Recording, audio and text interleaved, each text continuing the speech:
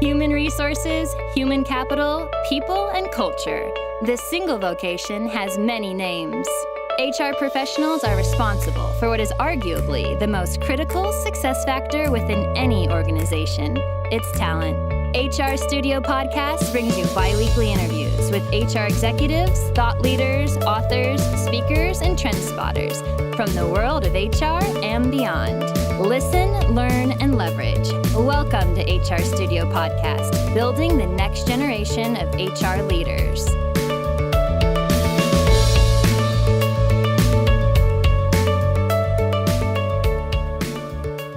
HR Studio is brought to you by A.J. O'Connor Associates, a trusted human capital consulting partner to emerging, mid-market, and world-class organizations. For over 35 years, AJO has built its reputation on experienced listening, exceptional quality, and caring partnerships, delivering services in 30 states and 20 countries. To learn more, visit us at ajoconnor.com and be sure to check out our top-ranked HR blog and sign up to receive email alerts while you're there. Welcome, everyone, to HR Studio Podcast. My name is Fred Bunsa, and I am thrilled to be with you today with Michael Bungay Stanier. I'll give you a brief introduction about Michael, and then we'll get right into the conversation. He's the founder of an organization called Box of Crayons, and they are known best for teaching 10-minute coaching, how to do 10-minute coaching. So even busy managers can build stronger teams and get better results. He's lived in a whole bunch of places while founding Box of Crayons back in 2002. He's lived in Australia, in England, in the U.S., and currently resides in Canada. He's written a bunch of excellent books, one of which I can highly recommend. I've got it here all marked up with my notes, called The Coaching Habit. Thanks, Fred. And he's also been the Canadian Coach of the Year, a Rhodes Scholar, and, in fact, the number 3 global guru in coaching. And with any luck, this podcast will bump him up to number 1. Well, you know, actually, they released the new standings last week, and I have slipped to number 7. Okay, so folks, we've got to get busy here. You can actually see the wisdom just fading away from me now. I used to be number 3, now number 7. I'm barely in the final anymore. Yeah, well, I would take the top 10 any day of the week. Yeah. Our topic today, we've actually got a 2-part series with Michael. He had so much to share with us. We begged him, and he agreed kindly to give 2 sessions with us. So this is part 1, and the focus of part 1 session is going to be how to create a coaching culture within an organization, how to shift from wherever the culture is now to a culture that embraces and practices good coaching, and that's where the simplicity of his ideas around coaching can be so helpful. So, Michael, welcome to the podcast. Thank you. Look, I'm excited to be here. Thanks for having me. Thank you. So I want to practice what you preach in your book. So my first question is, Michael, what's on your mind? That's a good question. Well, what's on my mind is making sure this is a really good, useful, practical 20 minutes for everybody who's listening in, because we want them walking away not with just new insights, but maybe with the motivation to do something differently as a result of that. And, you know, a big part of our approach to coaching, and in the book as well, is insight is not enough. I mean, we get insights all the time. Knowledge is not enough. Basically, everything you ever wanted to know is now findable on Google. You've got to figure out how to translate knowledge into practical, useful action. So on my mind is, how do we make that happen in this podcast? Awesome. So let's think about that in terms of culture in an organization. Every company that we speak with, no one ever says we don't want our managers coaching, but very few of them are coaching. Right. So what is it about insights you've had around organizations that have been able to make that shift? What are they doing? Yeah. Well, I think if you're coming to it from what we want a coaching culture, I think it's really useful to understand what you're even talking about, because it's a little bit of a buzzword and everyone's like, oh yeah, culture's good. Apparently culture eats strategy for breakfast, although nobody's quite sure what that means. And if you say, so what are we talking about when you say culture? What do you mean? People go, wow, I know it when I see it. I just can't articulate it. So I thought what would be useful is to just give people a really simple model, a way of understanding how to think about culture. Okay. And this comes from the work of a guy called Edgar Schein. He wrote He's a guru. I mean, he really is a guru, not just a fake guru like me, but a real guru. He's like written about career anchors. He's written about consulting and how to be a more effective internal consultant and external consultant.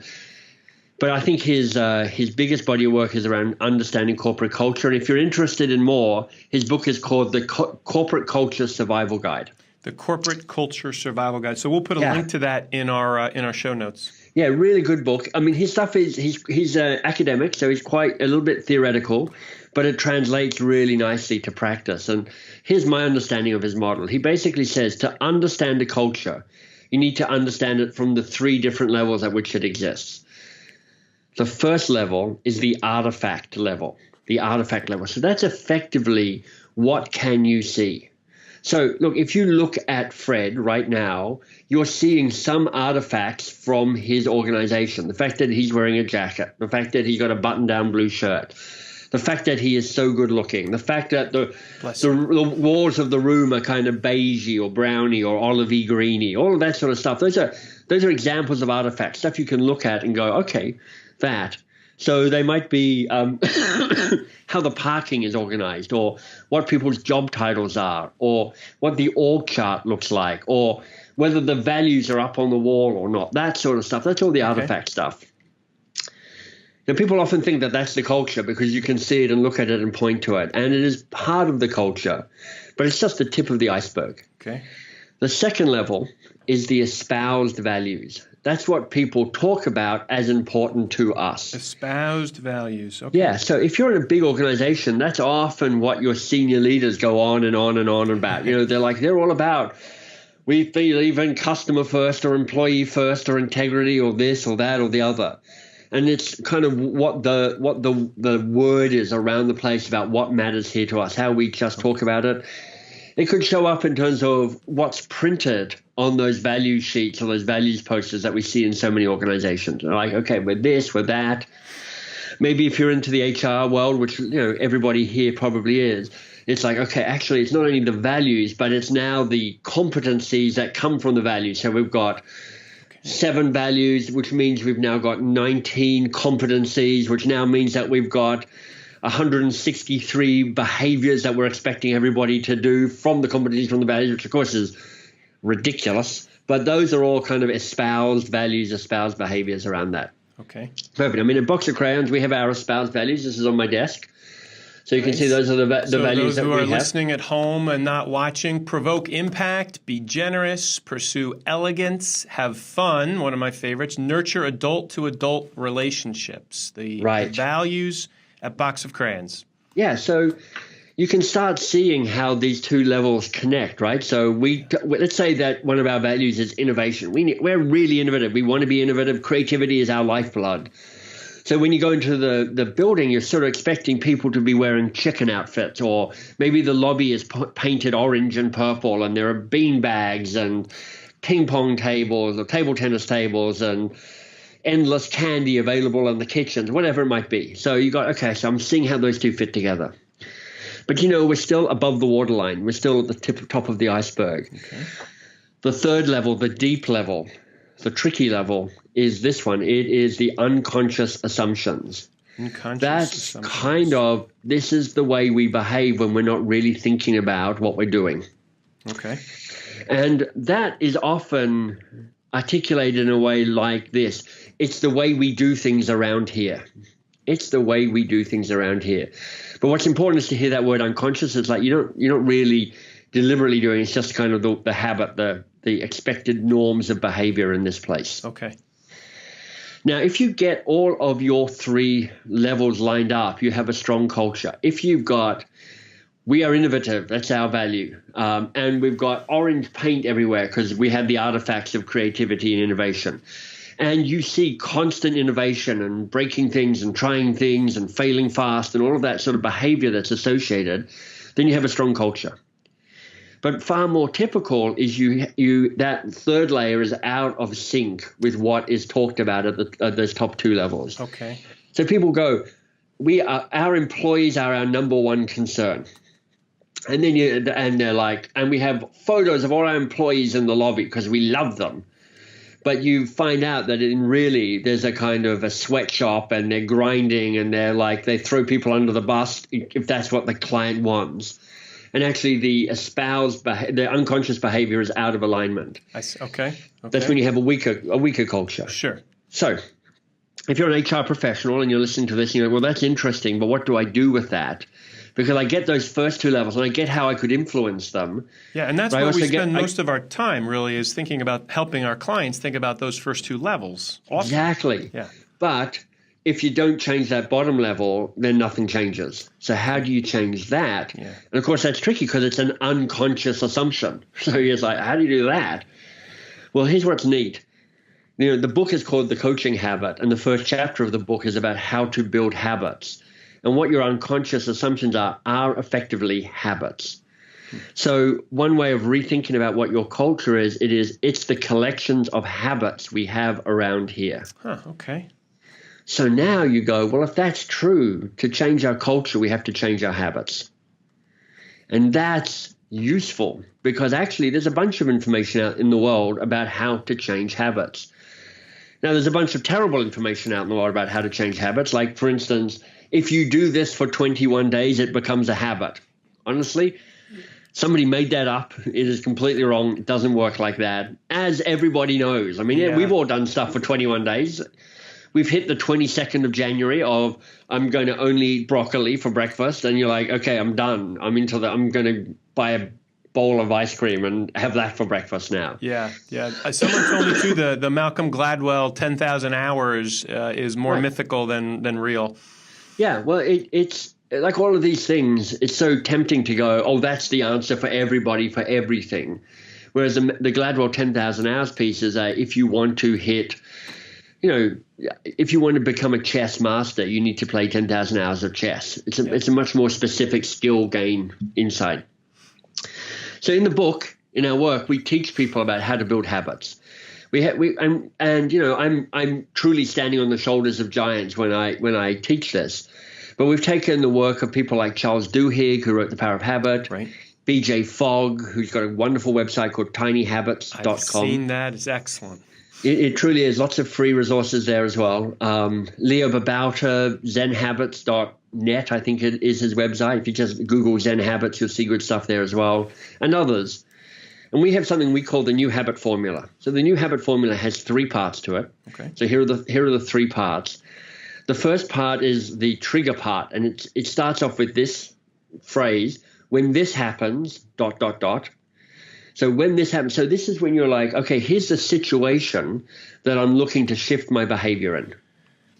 So Charles Duhigg would call it the trigger moment. It's the thing that tips you into behaving reflexively in that old way. Yes. So when this happens, that's part 1.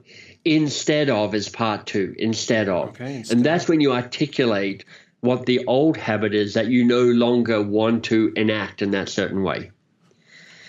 Okay. And then the third part, and this draws particularly on BJ Fogg's work, he says, so when this happens, instead of part 3, I will, in 60 seconds or less. So BJ Fogg's insight is, when you're defining a habit, define it so that it takes 60 seconds or less to complete.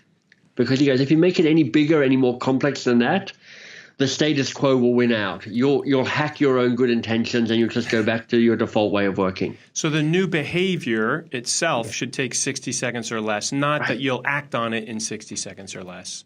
That's right. Okay. So, you know, an example that might ring true for some people because it's, you know, early in the year and some of us went, I'm going to get fit this year. This year, finally. Is the year. This is it. I'm going to move my sorry-ass middle-aged body out in the world and I'm going to start running. And you know how it is. You're like, okay, this is awesome. And I bought some new shoes and I've got a fancy reflecto vest and all sorts of good stuff. And the alarm rings at 6 o'clock in the morning and you go, you know, not today. It's not but maybe tomorrow I will go for this run because I really want to go running. But just today, I'm really tired. I've got an important meeting. You know, I have a backlog of email. There's all these reasons why you skip it. So what BJ Fogg would say is, look, don't commit to go for a run. Commit to a 60-second action. So he would say, get dressed, put on your shoes, step out the door. That's the commitment you're making. I'm just going to step out the door wearing my running shoes. and you know what's going to happen. Most of the time, not necessarily all of the time, but most of the time you're going to go, well, I'm here now. I'm already outside. I got my shoes on. Why wouldn't I go for, I mean, I might as well go for some sort of run now because, you know, I've got over the hump. I've got a little bit of momentum going. So to connect this back to coaching and helping people be more coach-like, you know, part of you can stick up artifacts of coaching is good. We love coaching in your organization until the cows come home. Not going to change anything.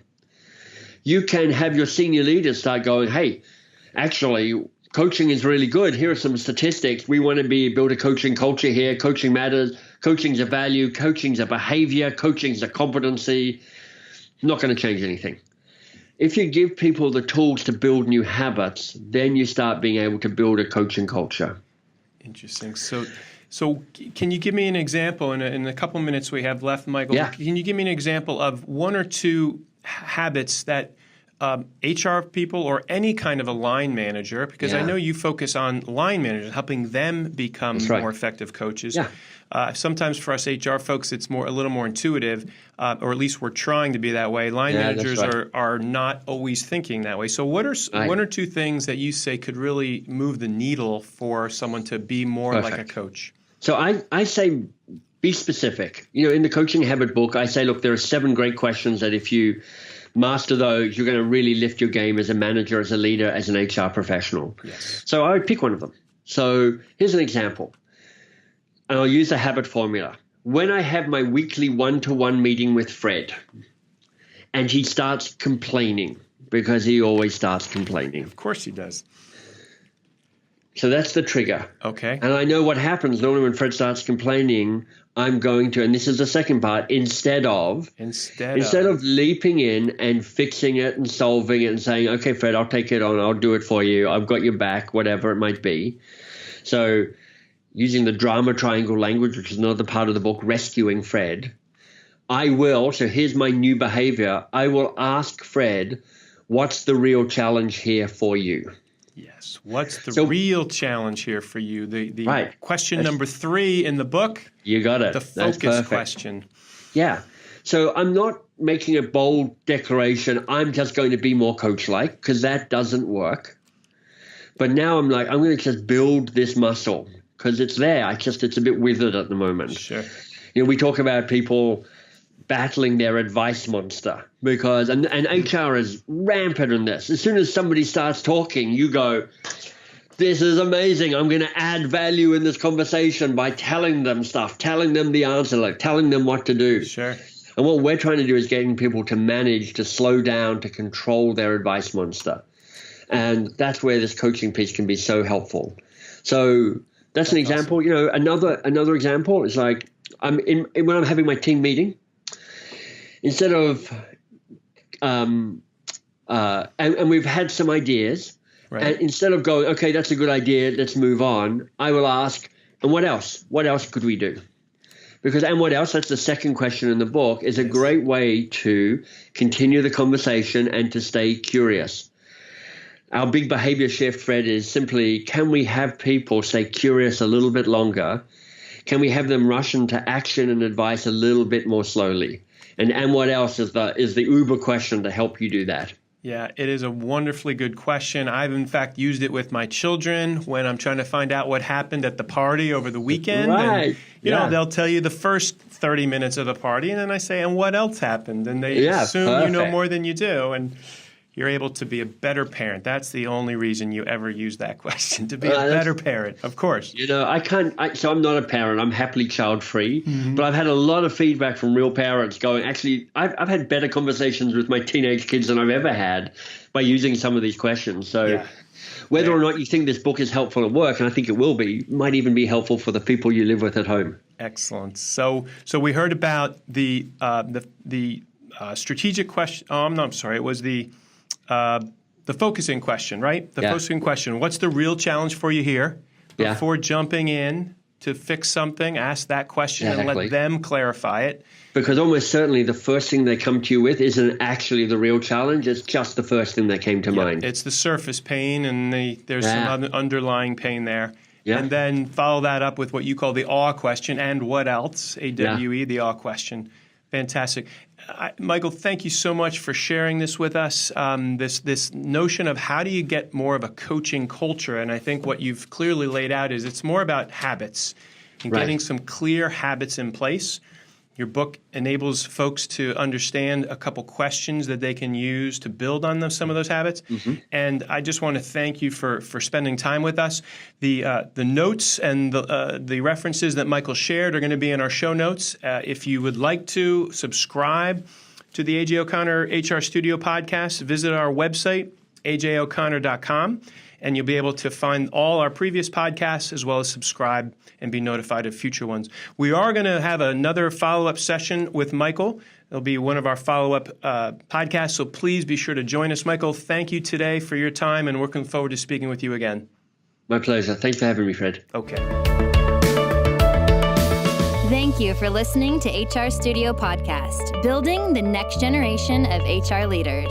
To discover additional information from this week's episode and to catch up on all episodes, visit hrstudiopodcast.com. Subscribe to the HR Studio Podcast list while there and receive alerts and future updates.